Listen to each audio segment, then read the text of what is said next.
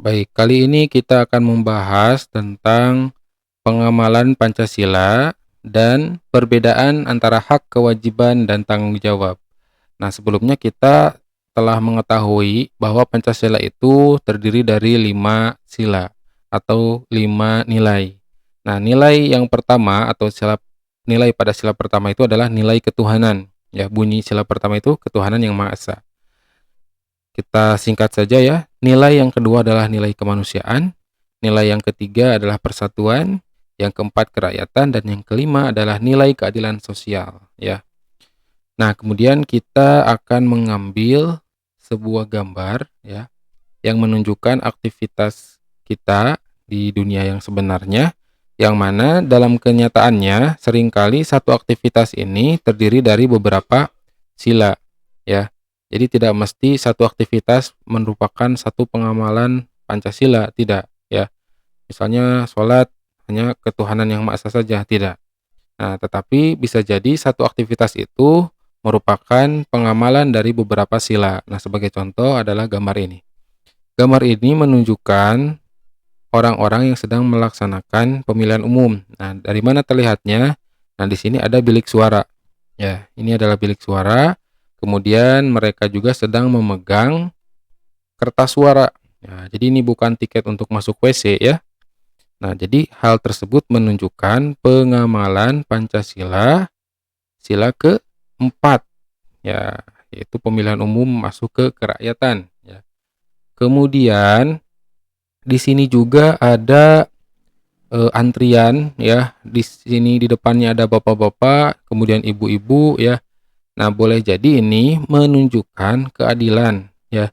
Jadi tidak mesti perempuan duluan atau laki-laki duluan. Nah, maka di sini menunjukkan sila keadilan sosial ya. Kemudian di sini juga ada perbedaan seragam ya. Boleh jadi ini menunjukkan partai yang dipilih. Nah, misalnya seperti itu ya. Tetapi tetap dalam melaksanakan pemilihannya itu bersama-sama. Nah, boleh jadi ini menunjukkan nilai persatuan ya. Kemudian dalam gambar ini ada bapak-bapak yang menggunakan peci sebagai identitas seorang muslim. Nah, penggunaan peci ini boleh dilaksanakan dan tidak boleh ditentang. Nah, maka hal tersebut masuk ke dalam sila ketuhanan ya. Jadi yang lainnya itu membiarkan bapak-bapak ini memakai peci kan ya untuk masuk ke ruangan ini. Nah, kemudian di sini juga ada sila kemanusiaan ya, yaitu antri ya, di sini antri tidak ribut. Nah, itu berarti kemanusiaan yang beradab ya, yang adil dan beradab. Nah, maka dari satu gambar ini bisa menunjukkan beberapa pengamalan Pancasila dari mulai sila ke-1 sampai sila ke-5. Mari kita lanjutkan ke materi yang kedua, yaitu tentang perbedaan hak, kewajiban, dan tanggung jawab. Ya, kita ambil yang kosong lagi. Perbedaan antara hak, kewajiban, dan tanggung jawab. Yang pertama adalah tentang hak. Ya. Apa itu hak? Hak itu adalah sesuatu yang pantas kita dapatkan, ya, yang pantas kita dapatkan.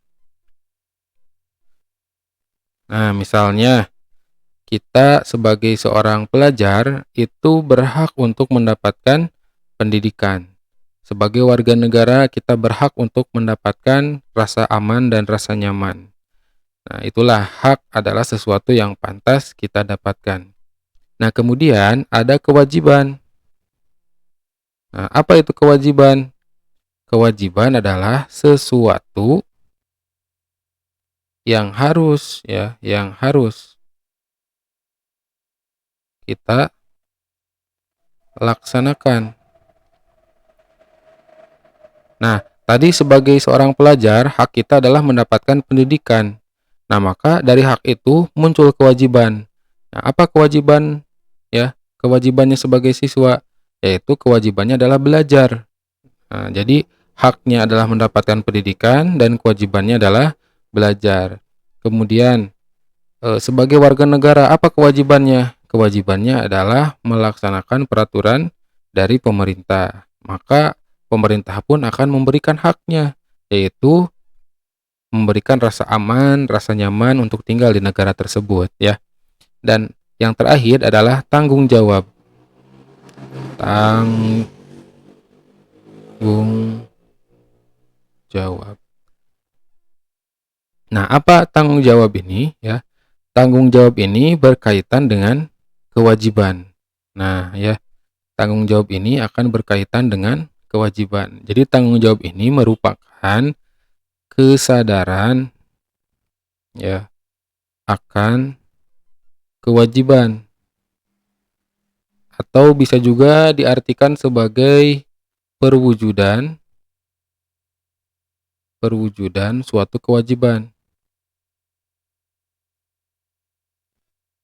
Maksudnya, ketika seseorang telah melaksanakan kewajibannya, maka orang tersebut bisa dikatakan sebagai bertanggung jawab. Sebagai contoh, ada seorang pelajar yang diberikan PR. Maka akan ada dua kemungkinan. Yang pertama, dikerjakan. Nah, yang kedua, tidak dikerjakan. Tidak dikerjakan. PR ini merupakan kewajiban ya dari pelajar. Nah, karena di sini kan tanggung jawab berkaitan dengan kewajiban ya. Nah, kemudian pelajar tersebut jika mengerjakan, nah maka dikatakan bertanggung jawab. Ya. Jadi dia telah melaksanakan tanggung jawabnya sebagai seorang pelajar. Sedangkan jika tidak dikerjakan, maka tidak bertanggung jawab. Bertanggung jawab. Nah, seperti itu. Atau ketika kita berada di suatu pantai, ya, sebagai seorang pengunjung, kita memiliki kewajiban untuk menjaga lingkungan tersebut. Nah, maka jika kewajiban tersebut dilaksanakan, berarti kita telah bertanggung jawab terhadap lingkungan. Sebagai contoh, kita tidak membuang sampah sembarangan, ya. Kita menjaga kesopanan di tempat umum, ya, dan sebagainya. Nah, dengan melaksanakan kewajiban tersebut, berarti kita telah melaksanakan hal-hal yang bertanggung jawab. Nah, itulah materi tentang hak dan kewajiban serta tanggung jawab.